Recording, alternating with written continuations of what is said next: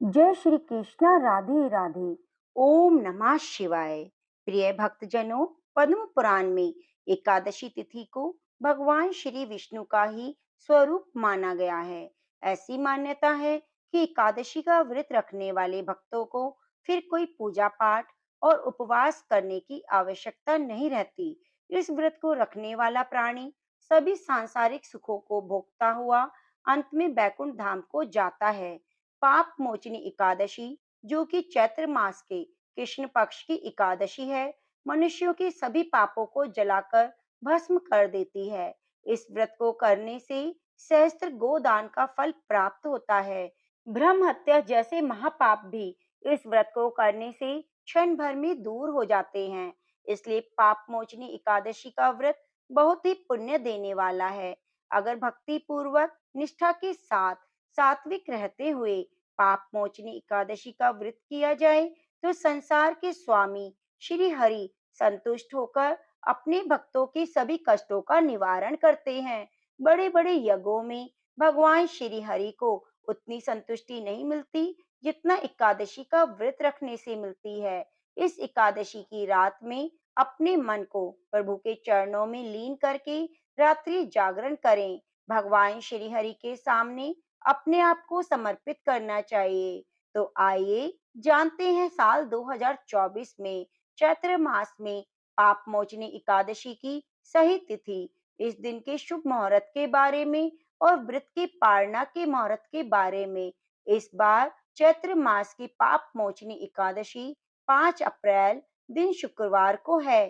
पंचांग के अनुसार एकादशी तिथि प्रारंभ 4 अप्रैल दिन गुरुवार को शाम 4:16 पर और एकादशी तिथि समाप्त होगी 5 अप्रैल दिन शुक्रवार को दोपहर 1:08 पर। ऐसे में उदय तिथि के आधार पर पाप मोचनी एकादशी का व्रत 5 अप्रैल दिन शुक्रवार को रखा जाएगा। द्वादशी तिथि प्रारंभ होगी 5 अप्रैल दिन शुक्रवार को दोपहर 1:28 पर और द्वादशी तिथि की समाप्ति होगी 6 अप्रैल दिन शनिवार को सुबह 10:01 पर। इस बार पाप मोचनी एकादशी पर दो शुभ योग बन रहे हैं। उस दिन साध्य और शुभ योग रहेंगे।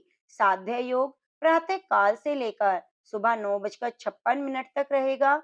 उसके बाद से शुभ योग प्रारंभ होगा। शुभ योग पूरे दिन रहेगा।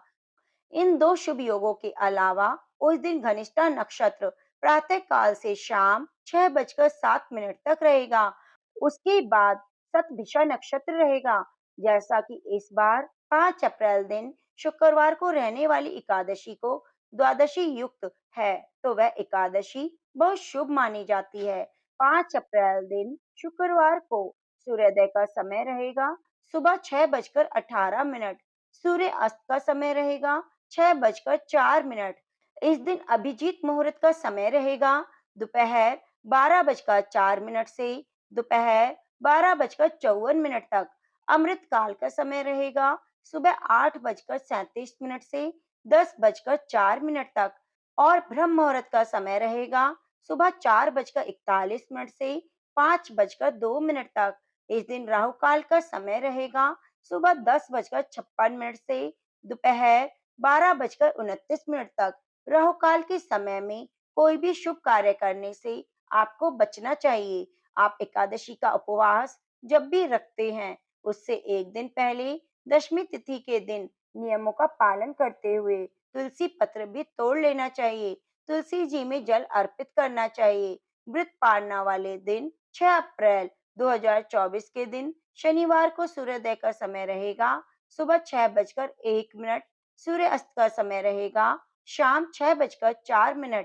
ब्रह्म मुहूर्त का समय रहेगा सुबह 4:41 से 5:28 तक। इस दिन राहु काल का समय रहेगा सुबह 9:02 से सुबह 10:56 तक। एकादशी उपवास के दिन तुलसी में जल अर्पित नहीं किया जाता, न ही तुलसी पत्र तोड़े जाते हैं। भगवान विष्णु को भोग में तुलसी जरूर अर्पित की जाती है। इसलिए आप दशमी तिथि को ही हर हाल में तुलसी पत्र तोड़कर रख लें। पाप मोचनी एकादशी व्रत का पारणा किया जाएगा 6 अप्रैल शनिवार को सुबह 6:05 से लेकर 8:07 के बीच में दशमी तिथि को किया गया भोजन शुद्ध और सात्विक होना चाहिए। दशमी तिथि के सूर्यास्त के बाद अन्न ग्रहण नहीं किया जाता। आप मन में धारणा करके सोएं कि अगले दिन आप एकादशी का उपवास रखेंगे। फिर एकादशी के दिन सुबह सूर्योदय से पहले उठकर स्नान करें, भगवान विष्णु के समक्ष बैठकर व्रत की संकल्प लें, पूजा करें और आरती करें, भगवान को भोग लगाएं। इसके बाद व्रत की कथा पढ़ें, सुने, उपवास रखें। शाम को यदि आप निराहार नहीं रह सकते तो एक समय फलाहार ग्रहण करें। इस व्रत में आप दिन भर भरपूर मात्रा में जल का सेवन कर सकते हैं। द्वादशी तिथि को शुभ मुहूर्त में अपना व्रत खोल लें।